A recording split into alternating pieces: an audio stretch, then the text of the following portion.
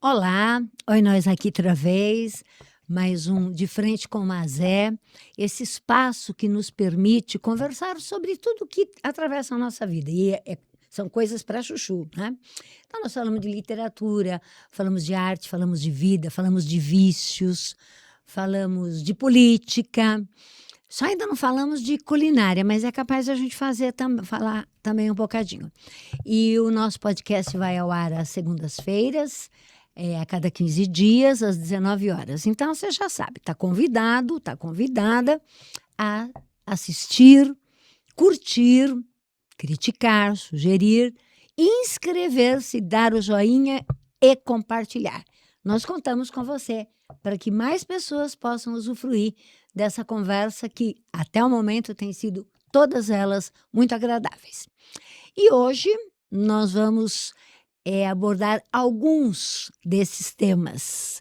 Tá? Nós vamos falar um pouquinho de arte literária, vamos falar um pouquinho sobre a vida das mulheres que tem uma sobrecarga, além daquela que todas as demais mulheres têm, as mães atípicas. Vamos falar de pessoas que acabam meio que, na minha opinião, meio que se perdendo aí em drogadicção, mas principalmente no que eu consigo perceber até agora, vamos falar um pouco de história do Brasil e como é que isso não tem impactado a nossa vida porque ela nos é desconhecida. E para falar de tudo isso, nós temos o Paulo Roberto, Paulo Mapu, um amigo de muitos anos, acho que bem uns 15 anos, nós já nos encontramos em diferentes fases da vida dele, viu que ele vai falar, que ele tem fases, né? Então, Paulo, seja muito bem-vindo ao De Frente com a Mazé, é um prazer reencontrá-lo, um prazer vê-lo nessa nova fase. E aí você pode começar, né, nos falando um pouco de quando você não está escrevendo, que nós estamos com um livro novo aí nas paradas, o que é que você está fazendo? Trabalhando, militando, pesquisando? Apresente-se. Boa noite, obrigado pela participação. É um grande prazer estar aqui de frente com a Mazé, né? A gente já esteve, como ela falou, alguns momentos juntos aí, né? E agora está aqui também nesse seu programa que eu tenho visto que é muito interessante, tá? E é uma grande honra para mim estar aqui presente. O que é que eu faço quando não estou trabalhando?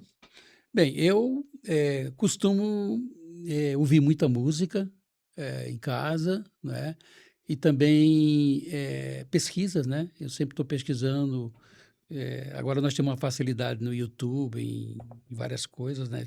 Que nos auxilia, né? Para o conhecimento, né?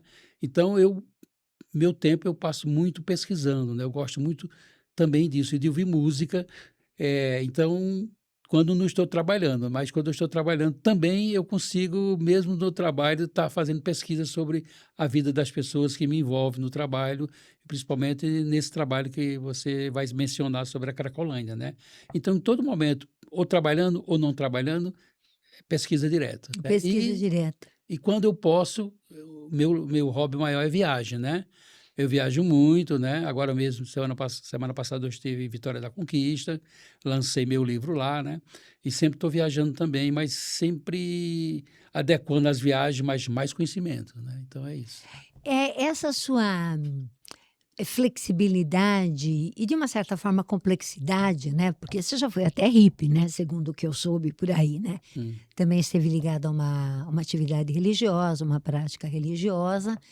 E uma das últimas notícias que eu me lembro de ter tido de você é que você estava numa comunidade indígena, fazendo um trabalho, uma pesquisa. Isso tudo tem a ver com a sua infância ou é a sua maturidade? É a maturidade, né? É que trouxe essa complexidade de personalidade. Então, a questão indígena, eu acredito, não tem bem as origens documentadas da família, mas em Pernambuco nós tivemos algumas etnias que lutaram muito, né? E até algumas foram extintas, né? Mas não se dobraram. Eu acredito que eu descendo de uma dessas etnias, né? Eu tenho avós, tenho parentes que a gente sabe que que eram de alguma etnia indígena, né? Mas na adolescência eu tive assim, um impacto muito forte quando eu comecei a ler sobre a questão indígena, né?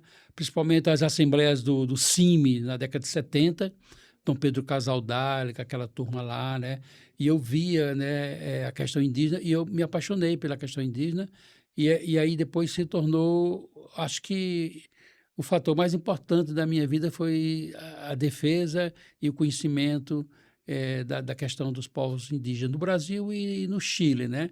Eu tenho muita atuação forte com os Mapuches no Chile. Mapuche. Por isso que eu coloquei meu nome, Paulo Mapu, Os Mapuches são do sul do sul do do Chile. Chile, pegam a É. Argentina um Uma parte da pouco, né? Argentina e o sul do É, Chile, toda aquela é. região, né, chamada Valmapu, é o território Mapuche, né? Que está sendo ameaçado também. Há muito tempo, né? No Então caso da Argentina, pelo Milei, que é um maluco de Isso, pedra. exatamente.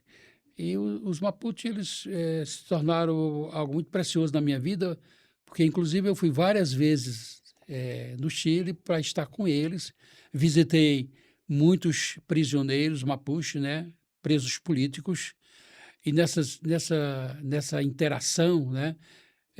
Eu fiz muitos amigos Mapuche e tive a honra de participar de um ritual na cadeia, né, onde estava presa a Milahay Ruichalaf, que é uma grande líder lá, né, e 100 Mapuche fizeram um ritual, né, no qual não pode participar quem não é, né, Da etnia. da etnia. Mas pelo meu trabalho aqui no Brasil, pela amizade com eles, eles deixaram participar.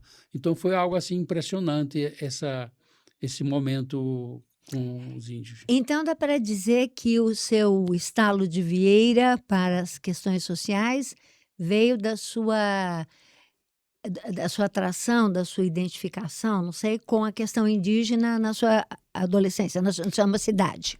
Exatamente, né? Aí aconteceu o que eu chamo que foi o batismo, né? Isso. Que quando eu viajava como hippie, eu fui parar numa aldeia na Paraíba, que a Paraíba tem uma etnia, só tem uma lá, né? Os Potiguaras, na Baía da Traição. E quando eu chego na aldeia, eu precisava pedir uma permissão ao chefe do posto para poder entrar. E, por coincidência, no momento que eu cheguei, ele estava dormindo e tinha um indígena, um senhor, um pai, esperando ele acordar para pedir um socorro. Que a esposa dele estava em Rio Tinto, uma cidade próxima, teve uma filha, uma hemorragia muito forte e precisava de sangue. E aí eu aproveitei a deixa e bati na porta e me apresentei como doador. Aí, com isso aí, ele já não teve como negar. E aí, então, ele pegou o caminhão, levou na aldeia, que era perto, colocou 15 rapazes indígenas e partiu para a cidade chamada Rio Tinto.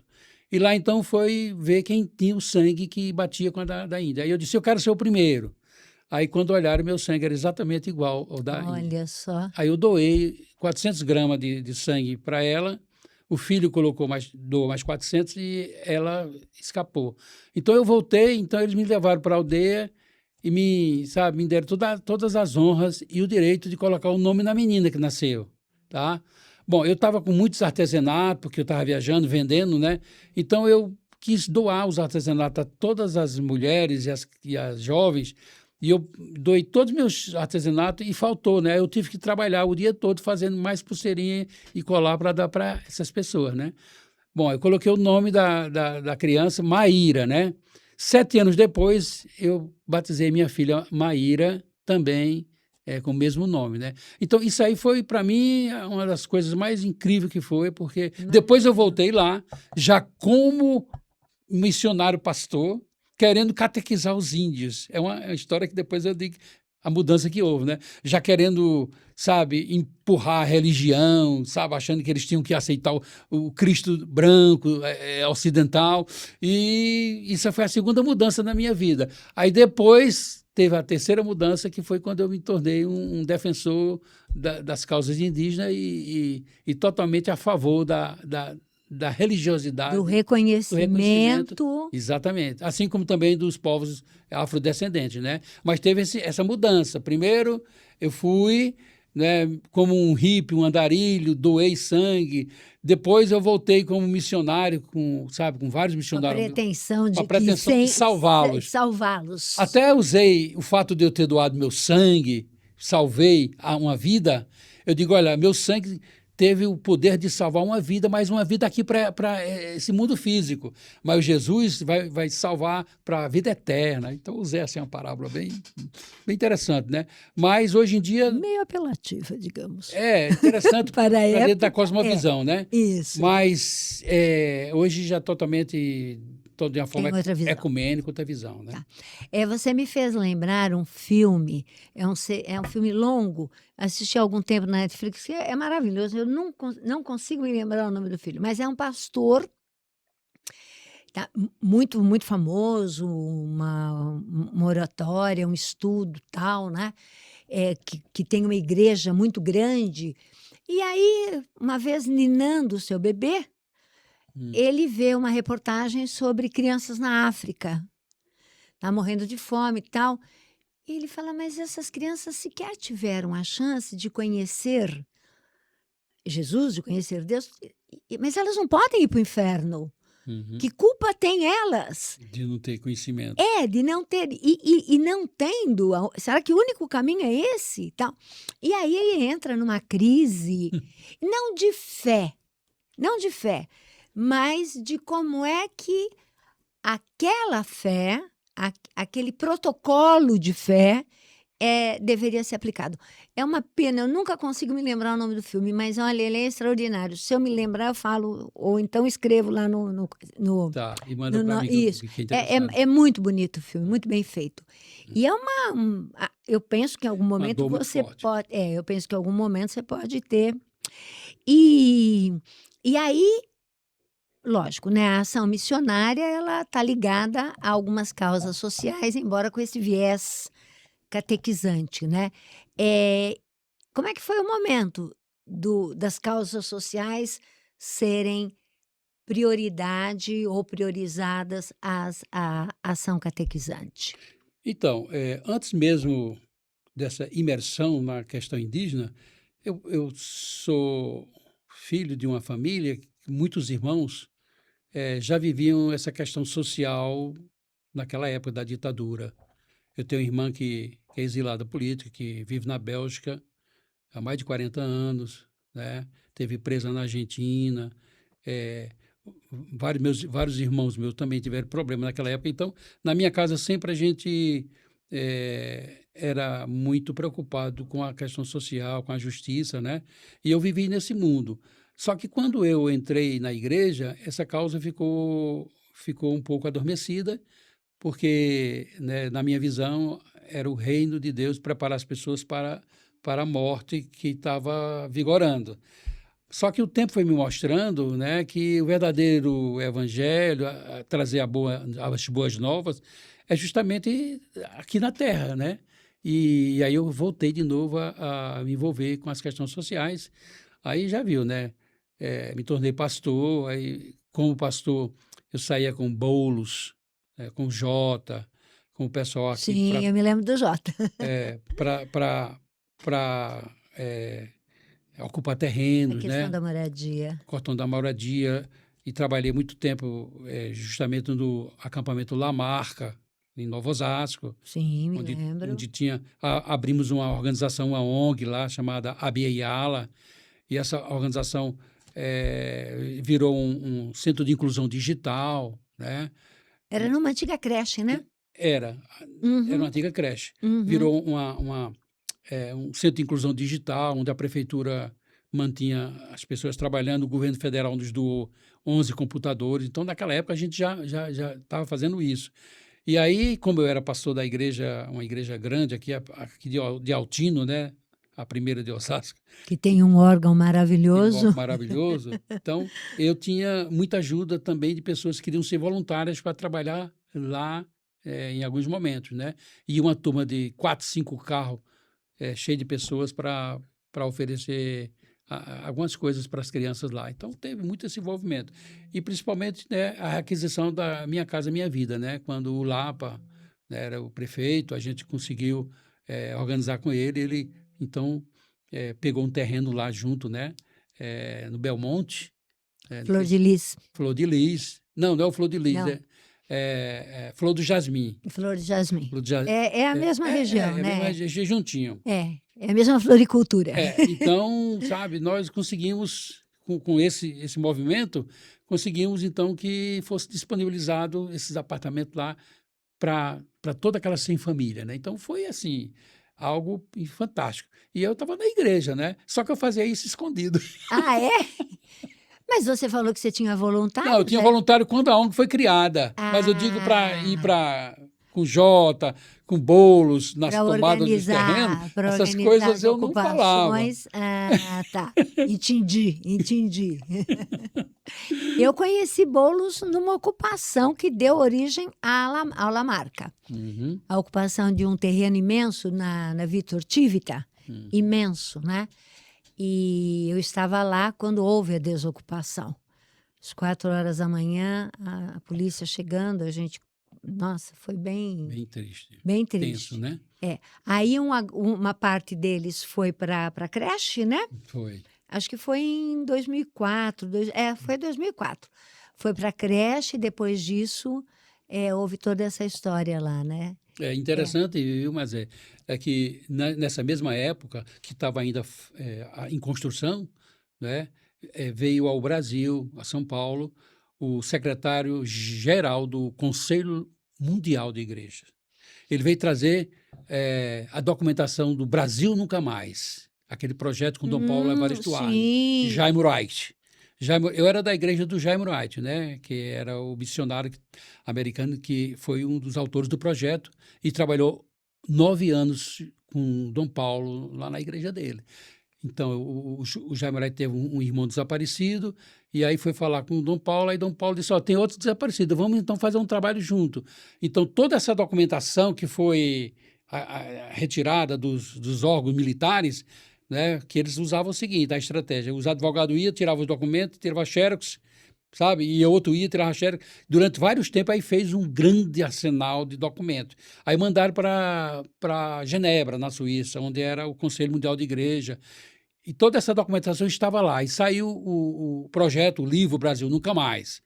Aí, quando passou, né, a redemocratização, tudo, aí esse secretário veio com a equipe dele trazer os documentos aqui para São Paulo. Foi uma reunião imensa, né?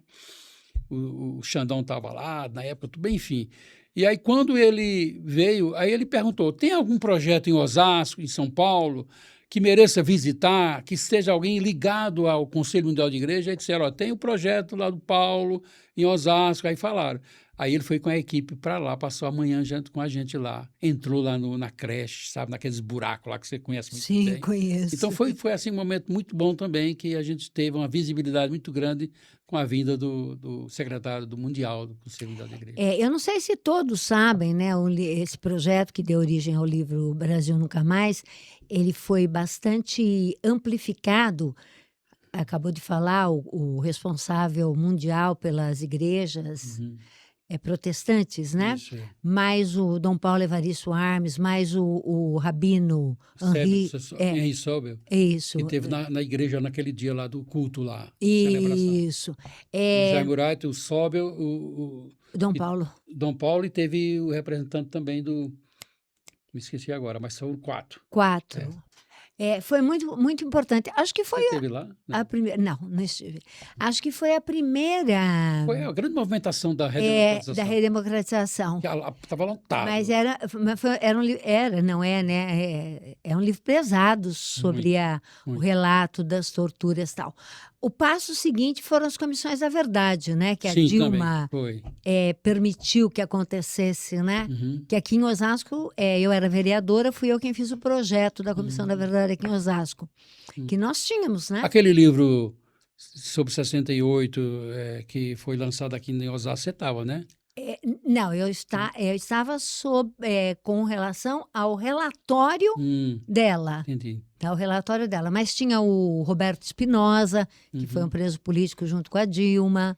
Tá? Nós falamos da Casa Vermelha, né? De Itapevi, que era uma casa de tortura, né? Da intervenção militar nos primeiros anos de emancipação nossos, né? Processo de cassação, foi um trabalho interessante. Tem esse material na Unifesp, Hum. e se alguém quiser ter conhecimento, eu tenho também o resultado final.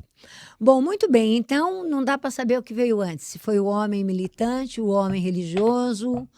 Acho que O militante veio antes. o militante vem antes, né? Porque Ele a só minha, busca outras porque a minha formas, né? família quase todos eram ateus, sabe? Talvez alguns agnósticos. Então, eu não tive um lar onde se produzia conteúdos teológicos, não, né? Então, eu nasci nesse ambiente, né? Então, foi uma busca. Eu acho que o sofrimento que me levou na estrada também, né? Eu passei uns perrengues muito grandes viajando, né? Foram 8 anos viajando pela América do Sul, né, Mora? Isso enquanto missionário ou Não, não, antes, ainda hippie? ainda hippie. On the road.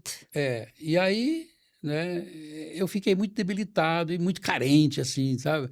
E aí veio o evangelho, né? Eu abracei com muita força, né? Uma igreja presbiteriana no Recife, presbiteriana do Brasil, uma igreja que é bastante conservadora, né? Mas teve um período na história do Brasil que ela teve posições progressistas. Por exemplo, que você acabou de falar do Brasil Nunca Mais. Não, mas olha, só que a igreja presbiteriana são três conhecidas. A presbiteriana do Brasil é a mãe de todas. A divisão surgiu a independente. E nasceu a IPU, a Presbiteriana Unida.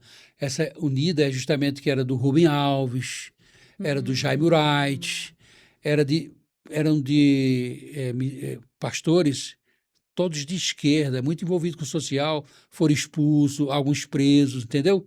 Então foi nela que eu fui, Ah, tá entendendo? tá. Aí Ela é. seria como se a do Brasil seria da direita, a independente em cima do muro, E aí, e a IPU, IPU, a de esquerda. a Então, de seria esse. Então, esquerda. eu naveguei nas três, né? É incrível, né? Chamar de esquerda Uma uma igreja. postura Mas é porque é mais religiosa. voltada para... Sim, mas uma postura religiosa que busca a solução dos problemas da coletividade. Exatamente. Se isso é ser de esquerda, deveríamos ser todos de esquerda, Exatamente. né? Inclusive Jesus. Inclusive Jesus. Bom, a partir de quando, ainda com a vida missionária, é que você começa a trabalhar na Cracolândia, políticas públicas, política de ação religiosa. A Cracolândia, a coisa de uns 2, Hum. 3 anos, talvez um pouco mais, acho que foi na metade do governo do Mário Covas, do Bruno Covas, veio o desmonte, né, da Cracolândia. Foi solucionado o problema, na sua opinião, ou foi só espalhado o problema para outros lugares? Como é que foi a sua experiência? O que você acha que deu certo, o que não deu certo, o que deveria dar certo com relação a isso? Então, eu estou na Cracolândia, vai fazer 13 Ah, anos. você está ainda, todavia. Estou 13 anos trabalhando na Cracolândia, né? Agora eu estou de licença médica, mas ainda estou trabalhando. E durante esse período na Cracolândia, eu já passei por todas as etapas lá, junto com tudo que acontece na Cracolândia, eu tive junto, né? Por exemplo, eu fiz o curso na Unifesp, né? Especialização em Independência Química, e tinha que fazer um trabalho de conclusão de curso, um TCC. Então, meu TCC foi junto com os usuários na rua. E nesse trabalho de conclusão de curso, né? Era Cracolândia de São Paulo, perfil sociodemográfico e indicadores de vulnerabilidade social.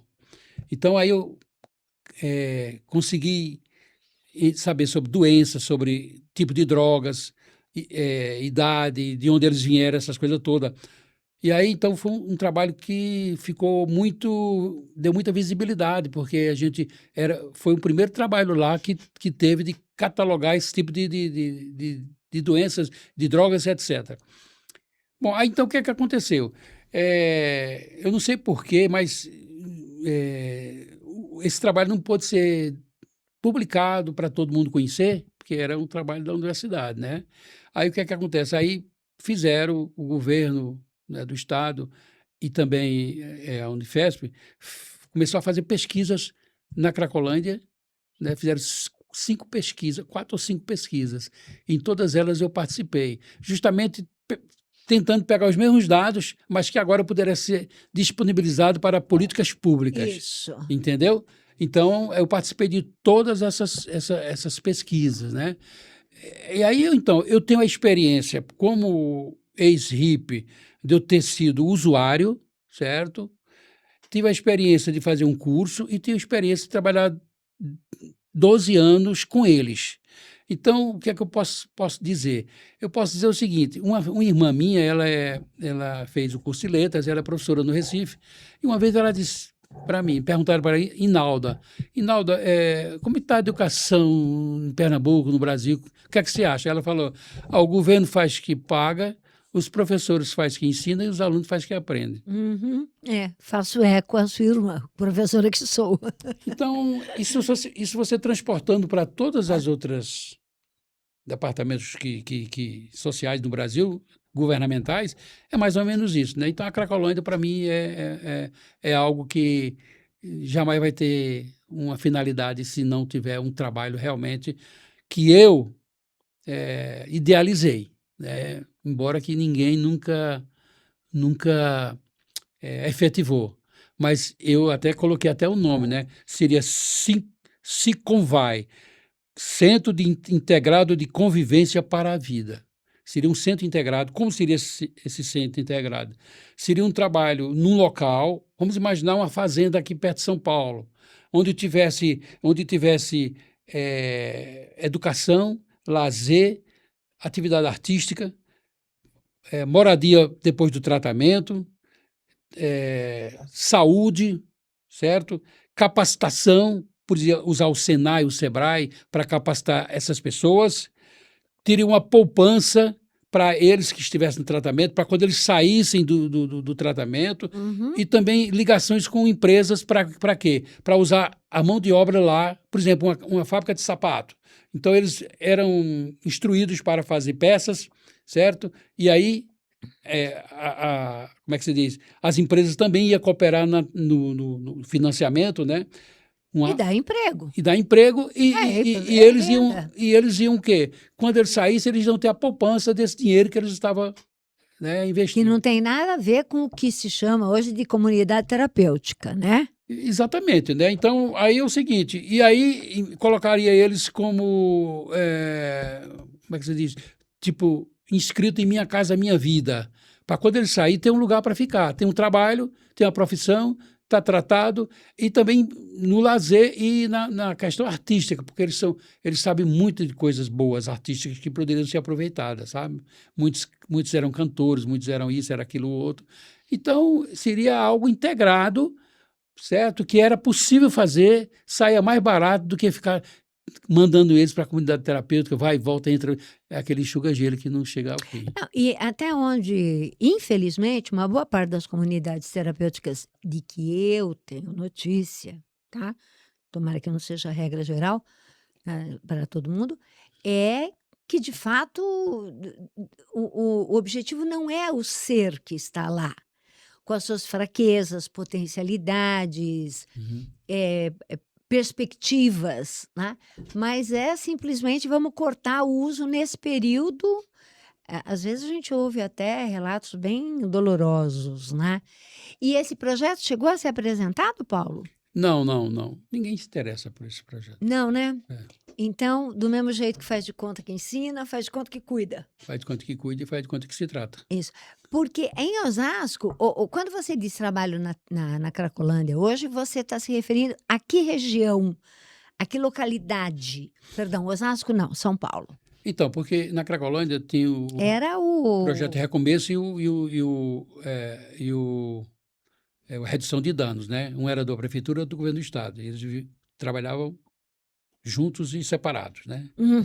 Esse é um outro problema, né? Entendo. E eu trabalho hoje no que era CRATOD, Centro de Referência do Álcool, Tabaco e Outras Drogas, que virou RAMB agora, né? Então, por quê? Porque agora não tem mais aquele fluxo ali onde a gente trabalhava. Então, agora eles têm que passar pelo CAPS e do CAPS é enviado para o RAMB, e aí eles entram dentro do RAMB e dali vai se disponibilizando vagas pelo CROIS, para tudo que é comunidade terapêutica. Quer dizer, antes. Antes era porta aberta, Isso. agora não é mais porta aberta. Não é porta aberta. E antes, a perspectiva de atendimento estava mais próxima. Sim, estava bem próxima. Então, acontece o seguinte, né, que ali a gente sempre... Era na Praça Princesa Princesa Isabel por né? ali, na rua Helvétia e na rua... Em frente à estação Júlio Prestes, por Isso, ali. isso, Tá? isso. É. Então, mas quando eu comecei a entender a questão da Cracolândia, né, que o fluxo era muito ali ativo, eu percebi os poderes que existem ali, né?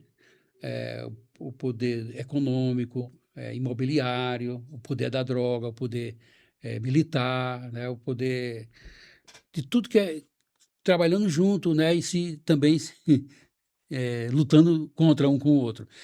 E aí, eu gosto muito de escrever, né? Então, eu fiz alguns poemas no livro, esse livro Mulher Lua aqui, ele tem uma parte que fala sobre um outro olhar sobre a Cracolândia, tá?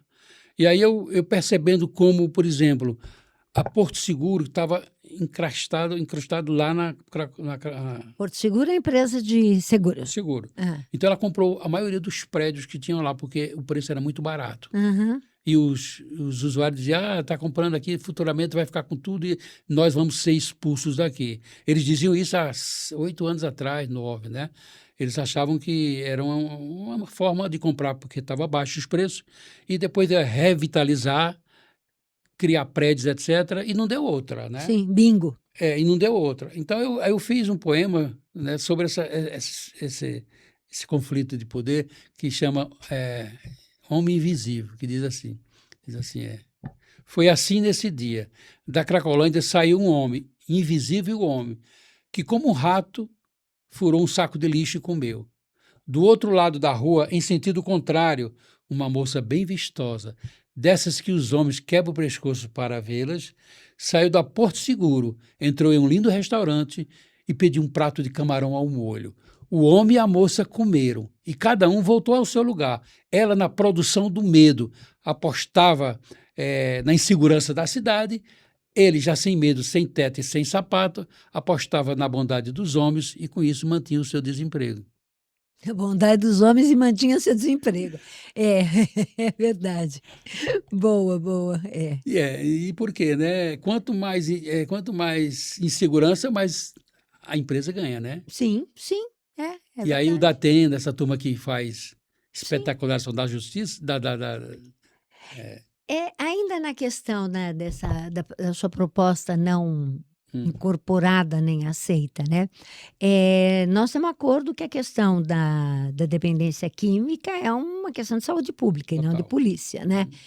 Mas você entende que existe... Eu quero crer que sim, mas eu gostaria de te ouvir pela sua experiência de 13 anos. Aliás, número bonito, 13, né? De 13 anos na Cracolândia. Qualquer pessoa pode se recuperar desse vício? Porque, olha, eu sou fumante. É difícil. Eu paro e volto. Então, eu me compadeço de quem tem vícios mais perniciosos do que o tabaco, né? É uma doença que não tem cura. Ela tem controle. Interessante. Como a diabetes, eu sou hipertenso, né? Eu tenho que tomar remédio. Então, a dependência química, né? O alcoolismo, que é uma das drogas piores que existe, não tem cura. Por exemplo, o AA mesmo fala sobre isso e mostra na prática, né? Que eles têm know-how para falar sobre isso. Tem controle, né? Então, acredito o seguinte, que tem tratamentos que ajudam e tem muitas pessoas que saem. Eu já tirei várias pessoas, inclusive uma foi capa da Veja, né? Ela era uma modelo, certo? Ela tem uma história muito interessante, né? Ela veio para São Paulo trabalhar como modelo e terminou caindo na Cracolândia, aí chegou ao fundo do poço que você nem imagina.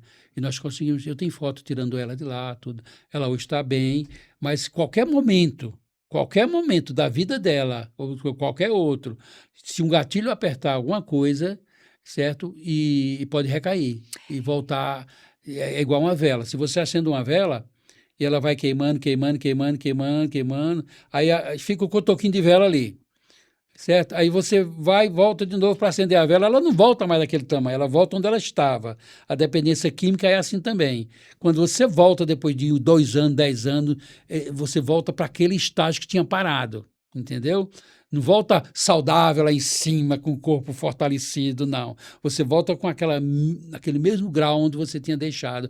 E dali descambar. Mesmo que não seja, vou falar quantitativamente, com a mesma quantidade de droga. Quer dizer, menos droga pode fazer com que você retorne ao toquinho.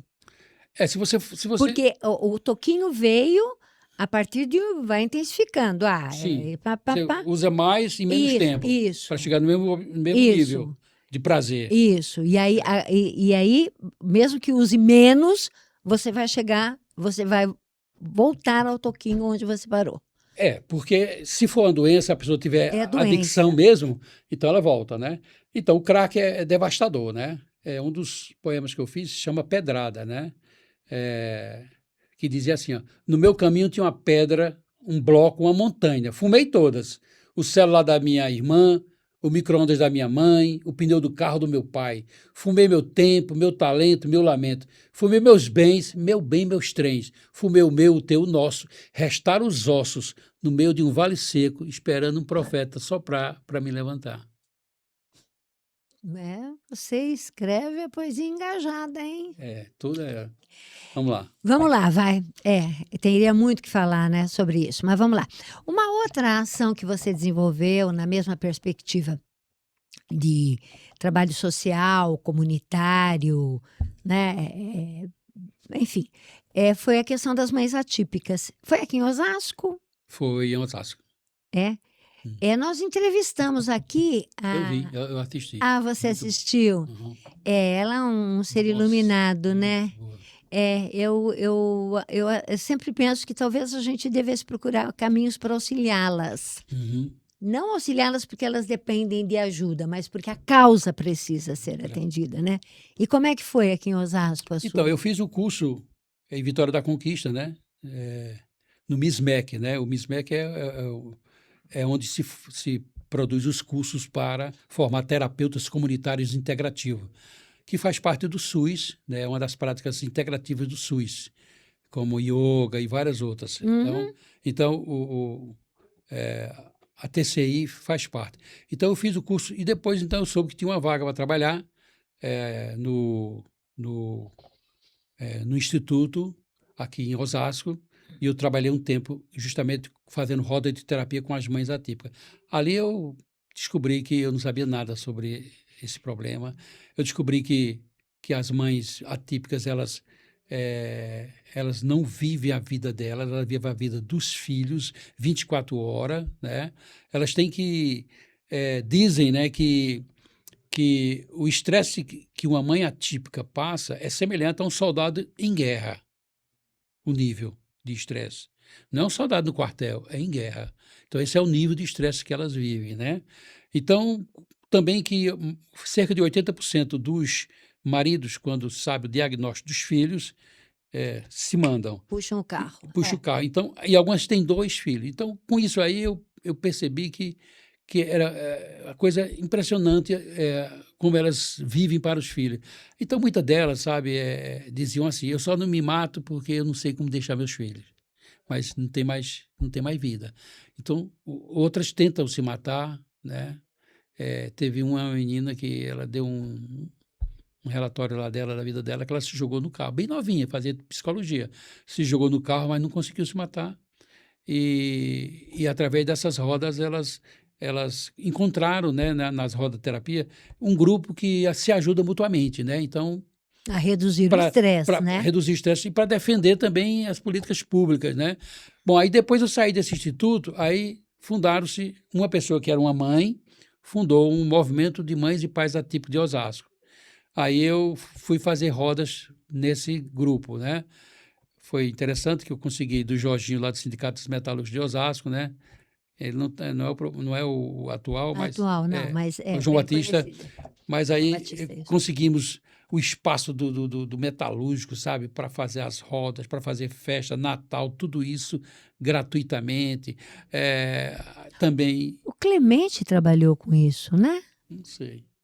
Eu acho que sim. Ele foi vereador junto comigo no primeiro mandato. Mas, por favor, desculpe. Então também a igreja, a catedral aqui de Osasco, né? Foi falar com o pároco lá, o principal geral, ele se encantou com o projeto e assim como ele tem uma sala para os narcóticos anônimos, alcoólicos anônimos e outros grupos de mútua ajuda, também cedeu uma sala para a gente, né? De 15 em 15 dias se reúne, cesta básica para todas as mães, entendeu? Então conseguimos um movimento muito forte aí com essas mães ativas. Isso está em vigor Tá, ainda? em vigor.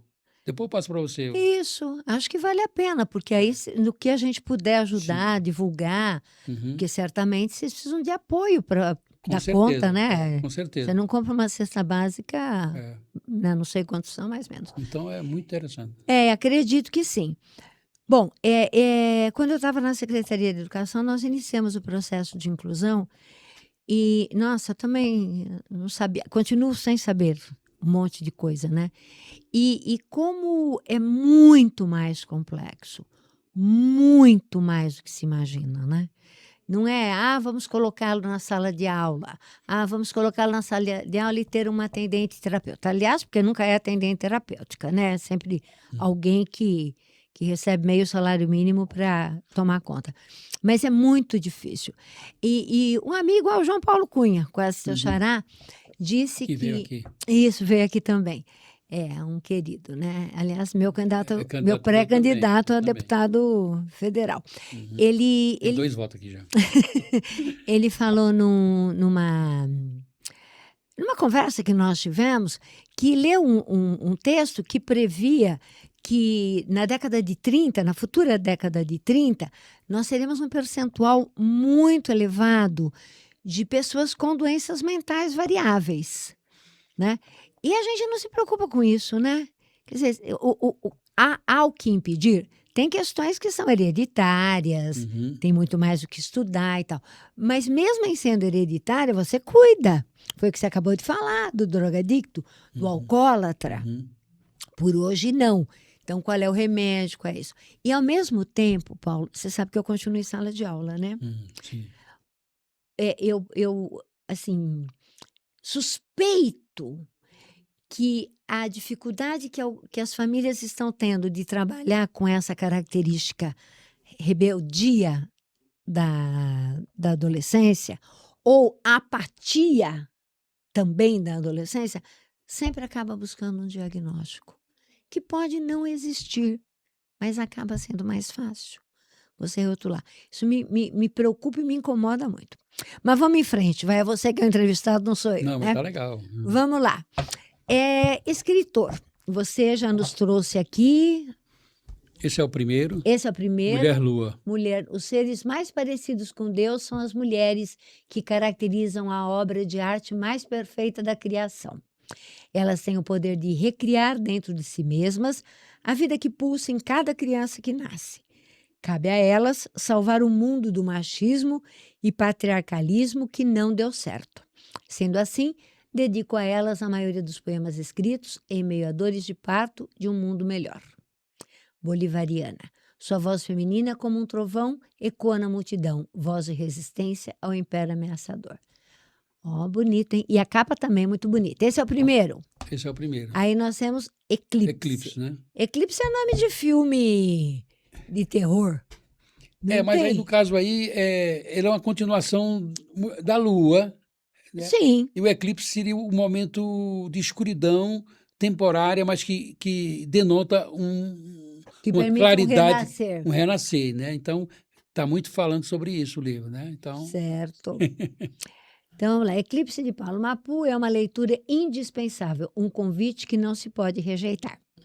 Coleção de poemas e de crônicas, o livro é uma oferta do autor, uma abertura de si mesmo em tentativa de capturar aquilo que de melhor ainda habita em nós. Que bom! O título, segundo a indicação do autor na introdução ao livro, faz referência à escuridão que vivemos, Uhum. às vezes de diversas maneiras, em nosso árduo drama de viver. O livro é esforço de superar essa escuridão existencial, no anseio de que o sol, com seus raios, possa aquecer corações e mentes. O dia da justiça e da igualdade haverá de raiar. É nisso que cremos, né? E aí nós temos o último que você vai falar, que é o doce amargo do açúcar. Conversando aqui com o Paulo, ele vai falar bastante desse daqui, né? Conversando aqui com o Paulo, eu falei que a temática do livro não é uma temática tão inovadora, tão difícil de ser encontrada, né? Eu não li o livro ainda, mas a questão do amor entre pessoas de classes sociais diferentes, a gente teve a história em escravizaura e tal, né? Mas você dá um enfoque, pelo que das nossas conversas, né? Repito, ainda não li, vou ler. Mas é que eu não vou ler para vocês, não. A orelha, a contracapa. Você fez uma baita de uma pesquisa histórica para fazer esse livro. Fiz. Tá? E eu me julgo uma pessoa curiosíssima e vou atrás de, mas como assim? Como assim? O que é? E desconhecia o que você trouxe. Você não quer falar para a gente sobre isso? Como é que você cavocou, porque eu acho que isso é garimpagem, né? Uhum. Cavocou toda essa questão que deu sustentação ao doce amargo do açúcar. Então, o título já diz, né? O doce amargo do açúcar. O doce por quê? Porque foi o período colonial, onde o ciclo do açúcar no Recife, Pernambuco, né? E outros lugares, no apogeu, para que se efetivasse, foi a custa de muita escravização dos negros vindo da África e de todos os países da África. Então, foi doce para a elite, né? E foi amargo para os escravizados. Então, eu comecei a pesquisar a partir de eu ser pernambucano e ter uma vivência no engenho, né? Onde nas minhas férias eu ia no engenho, onde se fazia a rapadura. Tá? E lá a lembrança me trouxe assim memórias incríveis como se fabricava a rapadura, né? E uma guloseima que a gente como criança tirava de lá, que era o alfinim. Não sei se você sabe o que é alfinim. É aquele que faz a balinha depois, não é? Mas só que lá no original você raspa a cana. Tá? Aí tem os tachos lá quentíssimos para virar a rapadura. Aí a criança vai, o adulto também, e rapa uma cana e aí coloca no tacho. Aí tira, bem quente, né? Aí depois tira com a mão assim, aquela guloseima, e fica fazendo um puxa-puxa. Aí ele fica bem branquinho, aí chama alfinim. Olha que coisa linda, né? Bala de alfinim. Bala de alfinim. Bom, então, aí eu fui falando sobre o engenho, aí veio o Recife, né?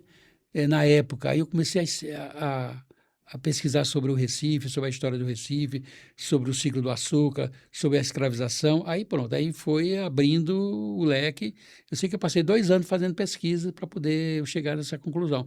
Aí eu descobri coisas que, nossa, eu não sabia que existia não, viu? Descobri que, por exemplo, em Pernambuco, no Recife, tinha um quilombo chamado Catucá, certo? Quase ninguém lá só fala sobre esse quilombo. A gente só fala quilombo dos Palmares. Então, Catucá era um quilombo na época justamente da Confederação do Equador, né?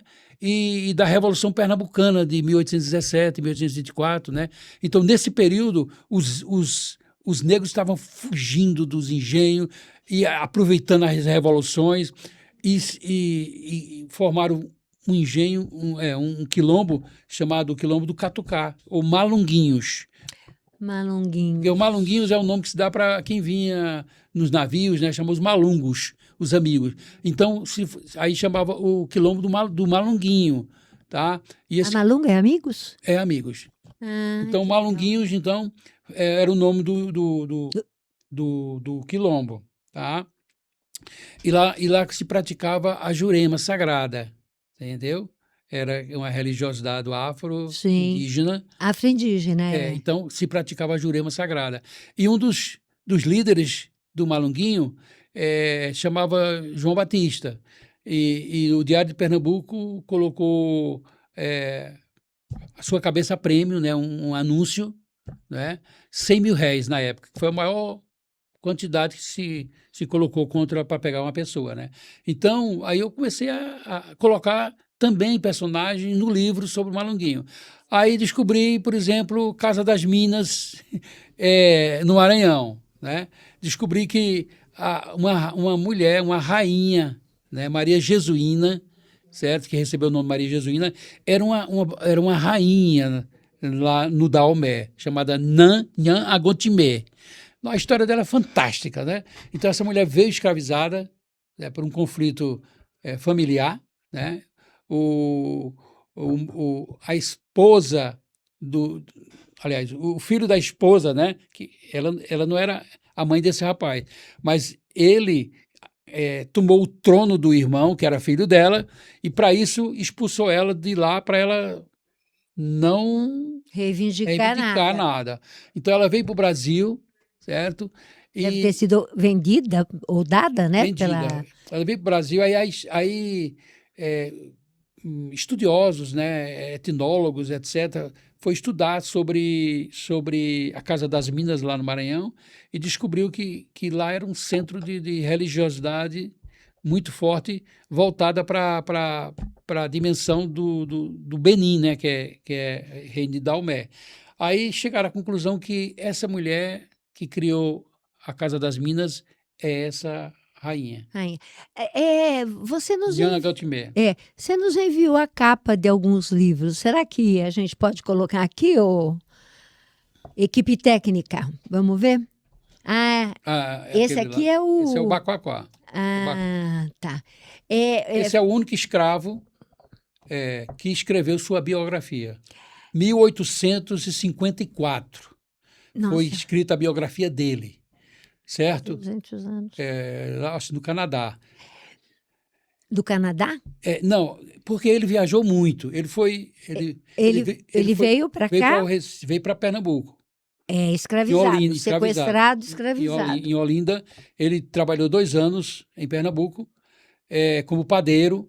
Então, ele foi muito maltratado, mas ele nunca se deixou dobrar, entendeu? Então, ele fugiu de Pernambuco, foi para Rio Grande do Sul, depois foi para o Haiti, depois foi para Nova York, voltou para o Haiti de novo e terminou em Liverpool, né, na cidade dos Beatles lá, em 1857, se tem notícia dele tentando voltar para a África. Então, ele falava várias línguas, né, porque ele era muçulmano, o pai dele, então ele falava o árabe, a língua dele, né, da mãe, aprendeu português, aprendeu espanhol, porque morou no Haiti, aprendeu inglês e também morou no Canadá. Então, ele se tornou um homem que é uma referência de resiliência, né, de não se deixar... Aqui está o livro dele, né? De não se deixar dobrar ao ponto de esmorecer, né? Tentou suicídio, se tornou alcoólatra, viu? Se tornou alcoólatra. História, né? Aí teve uma conversão com a Igreja Batista e foi o que salvou ele para chegar em Nova York, Nós um missionário. Estamos falando de quase 200 anos atrás, 1800 Exatamente. E aí você tem a da rainha, né? Que é outra. A Nhan Agotimé. Essa daí é fantástica, né? Ela tem uma história no Brasil assim fantástica, que é criadora da Casa das Minas. E Minas é porque a região a região, não tem nada a ver com as minas de hoje e tal. Não. Tá. Nossa, você garimpou mesmo, hein? E olha que há pouco tempo estava em cartaz, né, o Malês, que é Malês, sim. Eu falo também. Muito interessante o filme, né? Porque também eram muçulmanos e, portanto, dominavam a escrita, a leitura, tal. No meu livro eu falo sobre o maior traficante que tinha do Benin. Era um baiano. Eu ia falar uma palavrão, mas não vou falar. Era o maior traficante, um baiano. Ele se tornou um dos homens mais ricos do reino de Daomé, certo? Daomé é uma região da África. Que depois se tornou Benin. O Benin. É o mesmo, Tá. porque na época era para Daomé. E esse baiano se chama Francisco Félix de Souza. Ele foi para lá e começou, o cara muito esperto, começou a ver que ali era algo que ele poderia enriquecer. E aí, então, ele começou brasileiro, tudo, começou, então, a se chegar perto do rei, né, justamente do rei que estava no poder, que era o marido de Nhangue Otimé, certo? E o filho depois. Então, esse Francisco Félix de Souza tinha um apelido de Xaxá, né? Ele na Revolução dos Malês, na Bahia, ele deu guarida para os que escaparam da Revolução em Salvador, ele deu guarida para eles voltarem para o Benin, e lá tem um bairro dos brasileiros, certo? Que foi esse escravocrata que apoiou a volta desses malês da Bahia. Então ele até que fez algumas açõezinhas. Mas ele tinha projeto nisso aí tudo, sabe? Não foi humanidade, não. Não foi humanidade. Não foi. Bom, vamos falar do seu livro, porque a gente... O Doce Amargo. Então, dá para dizer que é um romance. É um romance, mas baseado na história. Baseado em fatos reais. Exatamente. Eu acho essa literatura tão interessante. Porque eu coloquei fatos reais, por exemplo, Baquáqua, a Nhangue Otimé, a líder do quilombo do Urubu, em Salvador. Que também, mulher também? Essa é fantástica, porque ela veio de Angola, né? Ela veio de Angola e fundou um quilombo em Salvador. E nesse quilombo, pode olhar na história que você vai ver, ela enfrentou o Estado lá, né, Salvador, com 50 homens, ela com faca, arco e flecha, essas coisas. Água quente. E ela deu o maior trabalho para a polícia lá, né? Tem tudo contando no livro. Então, todos esses fatos históricos aconteceram de verdade. Agora, o romance eu coloquei 2 personagens, que é o Kalimba e a Teresa. O Kalimba veio justamente do Benin, tá? Escravizado, e ele é comprado numa feira de escravo em Porto de Galinhas. Quem compra ele é justamente o dono do engenho e a esposa. A esposa tinha uns 29 anos por aí e o marido dela já tinha mais de 70. Era um homem muito mau, muito ruim. E a esposa dele, a Teresa, era um indígena, né, que foi raptada por ele. Sabe como era naquela época, né? Sim. Achava uma mulher bonita, dizia, vai ser minha mulher. Então era assim, ele tinha filho por tudo que era lugar. Bom, então o Kalimba, né, quando foi comprado, ela olhou para ele na feira, né, e viu que ele era um homem forte, dentes branquinhos, tudo. Ela achou que ele seria um homem, uma boa aquisição para trabalhar. Só que é o seguinte, quando ela andava de cavalo pelos canaviais, teve um momento, então, que o cavalo voltou sozinho, né? Ela ia com ele cuidou do cavalo, colocou a sela para ela andar no cavalo, e aí o cavalo, 1 hora depois, volta sozinho, é o primeiro capítulo. E aí ele fica preocupado, o que aconteceu com a minha patroa? Aí vai acordar o marido, que estava dormindo depois do almoço, né, na preguiçadeira lá. Aí diz, olha, o cavalo voltou sozinho e a Teresa não está. Aí o marido diz, corra, vá buscar. Aí começa, quando ele vai buscar, ela está desmaiada, certo? Está desmaiada com a calça rasgada, cheia de sangue, né? Aí ele vai cuidar dela. Sem spoiler, hein?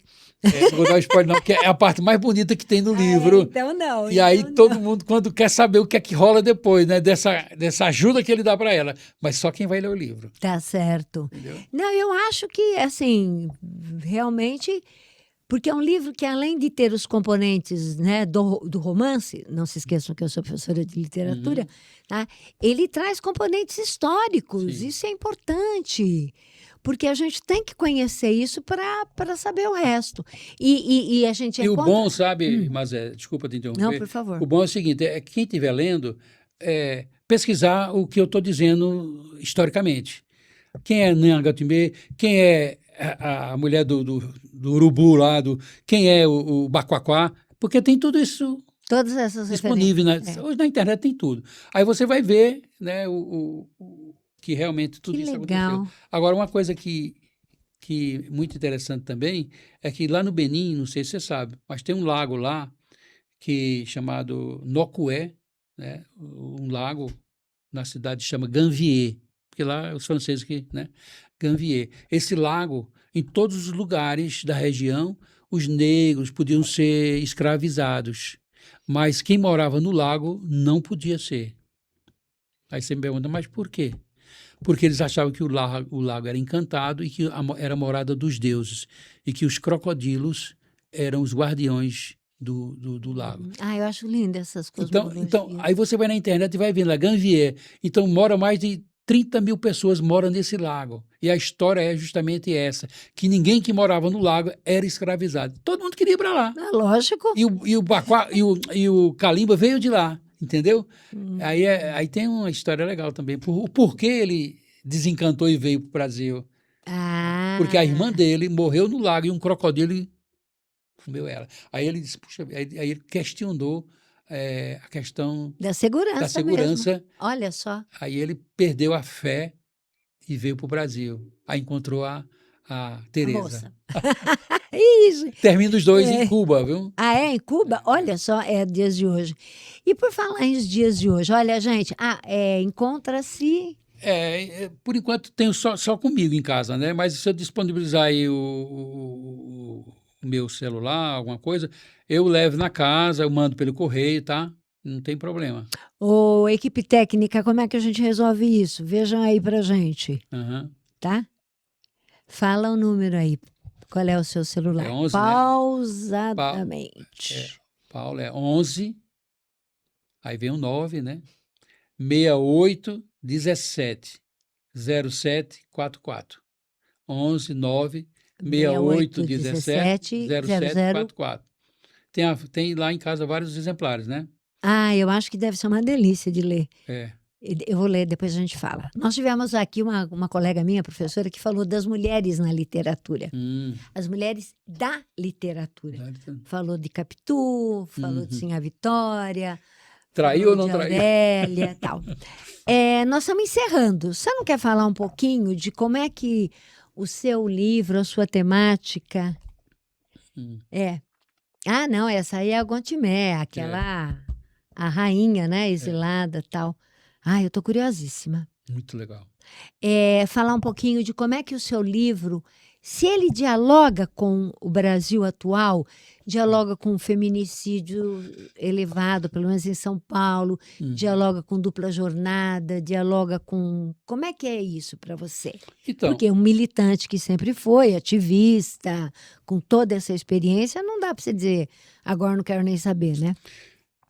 Olha só, esse livro foi escrito 2 meses antes da Organização das Nações Unidas declarar que a escravização foi o maior crime da humanidade. Então, 2 meses antes eu lancei o livro. Maravilha que foi isso. Então foi como se fosse assim, sabe, uma profecia, né? Para mim foi excelente, porque no livro eu falo sobre isso, né? Tem uma frase no meu livro que diz assim: cada colherada de açúcar na xícara de um europeu tinha no seu correspondente gotas de sangue de um escravo da África. Não, eu achei fantástica esse reconhecimento da ONU. Também. Maravilhoso. Tardio, mas... Tardio, mas bom, nesse caso... Então o livro ele é bem atual, né? Porque escravidão o quê? Né? Jornada de trabalho de 12 horas, 15 horas, etc. E nós estamos nessa luta agora, né? Tivemos essa grande luta agora, fim da escala 6x1, né? Aquele farmacêutico que, né? O Rick, né? Que falou assim do TikTok, sabe? Que eu sou sozinho e eu não estou conseguindo viver trabalhando 6 dias na semana. Chego em casa, vou ter que fazer tudo em casa. Então ele fez aquele desabafo e esse desabafo tornou-se um movimento, né? A nossa deputada famosíssima, né? A Érica Hilton, né? Acampou e aí né, o pessoal aí da direita tentando Nossa, como tentando manobra, né? impedir de todo jeito, mas ele não queria ficar mal com os eleitores, porque é uma proposta muito. Todo mundo quer, né? Trabalhar menos e ter mais tempo com a família. Então eles viram que não podia fazer isso, né? Aí estão tentando uma manobra agora, né, que é flexibilizar, né? Agora está no Senado, né? Está no Vamos ver Senado o que eles agora, né? querem fazer. Outra proposta, né? Para o trabalhador ficar dependendo do acordo com o patrão. Onde já se viu, né? Patrão pensar no bem-estar do trabalhador. Imagina. Então, tem tudo isso. Então, fala sobre a luta das mulheres, né? O meu livro é muito, muito feminista, né? Todas essas mulheres aí que tem no livro, né? Elas têm papéis preponderantes, né? Principalmente a ama de leite. Presta atenção na ama de leite, Eulália, certo? Você vai ver que mulher esperta. E ela foi uma das principais causadoras porque no final a trama faz com que o grupo dos escravizados, né, e das pessoas lá derrubem o poder do engenho. E tudo isso porque a escrava, sabe, ela fazia a ponte entre a Casa Grande e a senzala, entendeu? Ela se tornou, então, Uma figura. nossa, é a minha preferida. Não, você. Eulália é minha preferida. Ó, a gente sabe, né, que autores de livros são. Que autores de livros são apaixonados pelas suas obras. Aliás, a melhor coisa do mundo é você amar aquilo que você faz. Tá? Agora, você não apenas ama, você é apaixonado. Tá? Paulo, já avançamos. Foi um prazer, eu vou ler. Tá?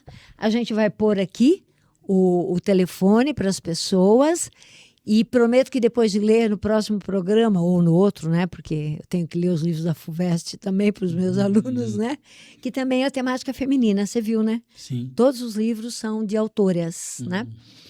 E a questão da mulher na busca da sua emancipação e tal. E vou falar dele, mas eu queria te agradecer muitíssimo, foi um prazer reencontrá-lo, tá? Foi um prazer poder ouvir toda a sua história e a gente se encontra de novo. Então, por favor, fique à vontade para se despedir aí. Eu quero terminar com um poema que dá o nome ao livro Mulher Lua. Fique à vontade. Tá? Já que estamos falando do movimento feminista, né? Então, eu comparei no poema a mulher com as fases da lua, né? Porque a mulher tem muita mudança, né? Que o homem não tem, né? Tem muitos ciclos. A menstruação, a gestação, aquilo tudo, né? E sem falar nas mudanças que ela também no comportamento, no humor, né? Que muitas vezes os homens não entendem, né? E eu fiz um poema que dizia assim, né? Esse poema é muito interessante porque dá nome ao livro, assim, né? Diz assim: misteriosa mulher, teu corpo fala o que tua boca cala, teus olhos gritam, teu silêncio revela coisas do coração. E nessa indecifrável mistura de ser, descubra um bem-querer, um querer bem. Quero para mim tua sina de menina, mulher incógnita, em fases cambiantes como as da lua, às vezes cheia de si e de mim, às vezes minguante, quase desaparecendo das minhas retinas. Nova surge outra vez e crescente dentro de mim reaparece num ciclo infindo. Muito bem, agradecemos a homenagem aí, com certeza. Bom, gente, então é isso. Curtam, tá? Peçam o livro. Aí a gente pode fazer um bate-papo, uma mesa redonda sobre o livro aí. Deem as suas ideias, tá? Então, muito obrigada. Um beijo para vocês. Até a próxima. Obrigado.